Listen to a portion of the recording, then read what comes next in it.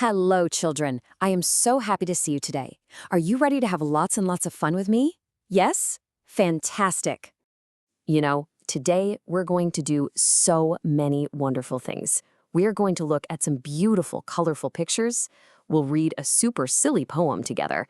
And then we're going to play some really fun games. I promise it's going to be so much fun.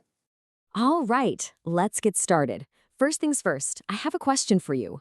Who here likes eating warm, soft chapatis or rotis? Me too. I just love them. But have you ever stopped to think about where those yummy chapatis come from? Let's go on a little adventure together and find out. Okay, look closely at this picture. Wow, our roti's journey starts right here, on a big, sunny farm. Can you see the farmers? They're working so hard in the fields. And do you know what they're growing? Something very, very special called wheat. And that wheat, well, that's the magic little seed that turns into our food. So after the farmers collect all the wheat, it goes on another trip. It goes to a big building called a mill. See that big machine in the picture? That machine goes round and round and it grinds the little wheat seeds into a super soft white powder. Does anyone know what that powder is called? It's flour, or what we call atta at home. So where do we find this special atta? At the grocery store, right? I bet you've seen your mommy or papa at the shop, buying those big bags of flour. They bring it all the way home for us. Okay, now we're at home. This is the really fun part. Your mommy or papa takes the flour, adds some water, and then they knead it until it becomes a soft, squishy dough. Then they roll it out into perfect little circles and cook them on a hot pan to make the fluffiest, yummiest chapatis ever. And ta-da! Finally, our warm, soft chapati is on our plate, all ready to be eaten with some delicious dal and sabzi. Isn't that just amazing? Just think about that big, long journey from a tiny seed in a field all the way to our tummies. Wow, that was such an interesting journey, wasn't it? Learning all about our rotis. You know what all this food talk is making me think of? Another yummy treat. Ladoos! Who likes ladoos? Yay! Well, guess what? We're going to read a very silly poem all about a giant, giant ladoo. Are you ready to have some fun with me? Let's do it. Okay, let's use our big imaginations. What if all the ladoos in the whole wide world came together to make one single ladoo? Oh, what a big ladoo that would be. Can you imagine a ladoo as big as a house? Wow. And now, what if all the children in the whole world, all of you, became one giant child?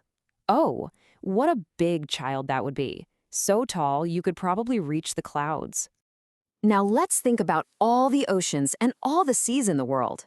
If they all came together to make one giant sea. Oh, what a big sea that would be. Just water, water everywhere, as far as you can see. All right, here comes the most exciting part of the poem. Are you listening? So if the big child picked up the big ladoo and threw it into the big sea, what do you think would happen? Can you guess? Oh, what a big splish splash that would be. Can you all make a big splash with your hands and say it with me? Splish splash! Yay! Wasn't that a fun poem? That was so much fun. All this talk about ladoos and yummy food is making me hungry again. So let's talk about another tasty dish. Have any of you ever eaten something called khichdi? So what is khichdi? Well, it's a wonderful, simple food. It's made by cooking rice and lentils, or dal, all together in one pot.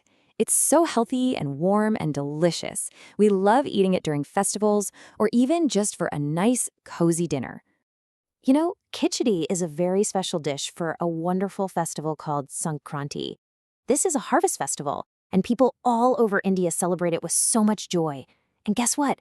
It has lots of different names, like Pongal, Lohri, and Bihu. So many names for one big happy celebration. All right, everyone. Wow, you have all been such fantastic listeners. But now, I think it's time to play some super fun games. Are you ready for some activities with me? Yes? Let's go. Our first game is a little science experiment. Let's pretend we're scientists.